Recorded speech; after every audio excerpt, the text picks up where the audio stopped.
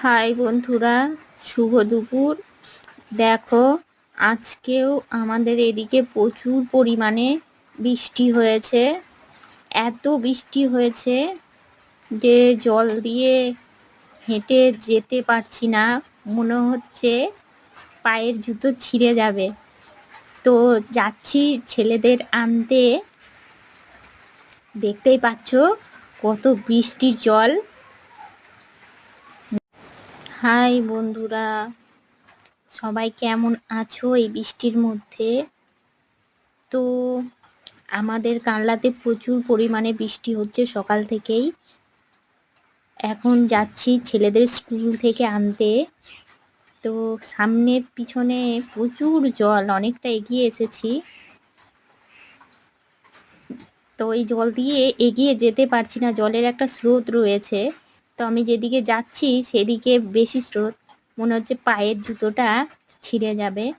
তো বাট আমাকে তো যেতেই হবে। আজকে আর সাইকেলটা আনতে পারিনি, এত বৃষ্টির মধ্যে সাইকেল চালিয়ে যেতে পারবো না। তো হেঁটেই যাচ্ছি, অনেকটা দূর যেতে হবে।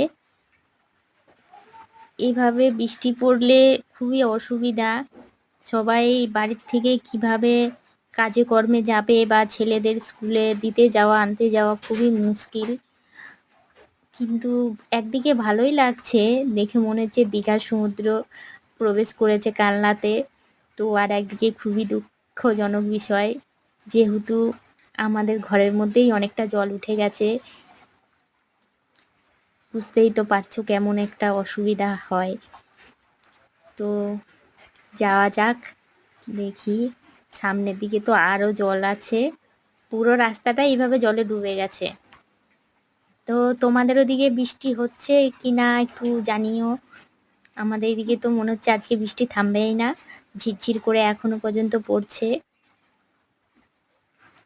আজকে ছেলেদের তাড়াতাড়ি স্কুলটা ছুটি দিয়ে দিয়েছে, কারণ ওই দিকটাও খুব নিচু এলাকা, তো বৃষ্টিতে মনে হয় স্কুলের দিকেও জল উঠে গেছে। যার জন্য এখন 1:18 এরকম বাজে। একটার সময় স্যার ফোন করেছিলেন যে ছুটি হয়ে গেছে, তাই যাচ্ছি। ইস, কি অবস্থা দেখেছো এই দিকটা, কিভাবে যে মানুষ যাওয়া আসা করবে জানি না। তো চলো যাওয়া যাক। Tata everyone, by.